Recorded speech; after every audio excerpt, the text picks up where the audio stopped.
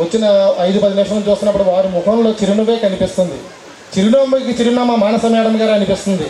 సాధారణంగా పోలీసుల ముఖాల్లో కొంచెం ఆ గంభీరత్వం, కొంచెం చిరాకు తప్ప చిరునవ్వు అనేది అరుదుగా చూస్తుంది. అలా చూస్తే ఎంత వాళ్ళు దొంగలు వాళ్ళు భయపడరని ఏంటో తెలియదు. కానీ నేను నిజంగా చెప్తున్నాను, ఈ రోజుని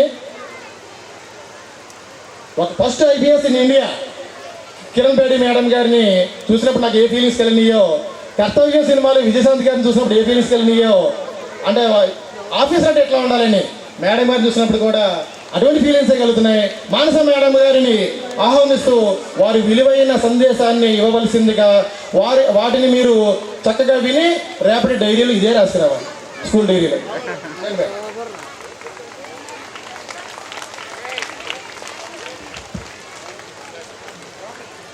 స్టేజ్ మీద ఉన్న పెద్దలందరికీ, ఇక్కడ విచ్చేసిన పేరెంట్స్కి, పిల్లలకి, ఈ ఈవెంట్ని ఇంత ఘనంగా ఆర్గనైజ్ చేసిన స్కూల్ వాళ్ళందరికీ, నన్ను ఇక్కడ గెస్ట్గా పిలిచినందుకు అందరికీ చాలా ధన్యవాదాలు.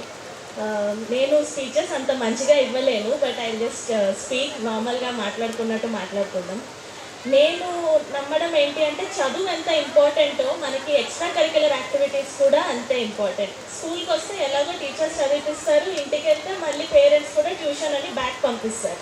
కానీ పిల్లలు మీరు ఎవరైతే ఉంటారో, మీరు మీ రిఫ్రెష్మెంట్ కోసం, అది పెయింటింగ్ అవ్వచ్చు, డ్రాయింగ్ అవ్వచ్చు, మ్యూజిక్ అవ్వచ్చు, ఏదైనా సరే ఒక హాబీ అనేది నేర్చుకోవడం చాలా ఇంపార్టెంట్. మీ స్కూల్ వాళ్ళు ఇంత చక్కగా ఆర్గనైజ్ చేసి మీలో ఉన్న టాలెంట్స్ అన్నీ తీసుకొస్తున్న దానికి మీరు మీ స్కూల్ వాళ్ళకి చాలా థ్యాంక్స్ చెప్పుకోవాల్సి ఉంటుంది. అలానే మీ పేరెంట్స్ కూడా ఇంత బాగా పొద్దున్నే లేచి రెడీ చేసి ఇంత చక్కగా అమ్మవారి స్వరూపుల్లాగా తీసుకొచ్చారు. ఇందాక డ్యాన్స్ చేసిన వాళ్ళు కూడా చాలా బాగా డ్యాన్స్ చేశారు.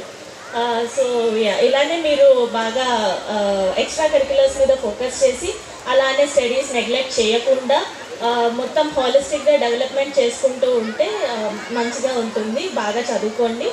And thank you.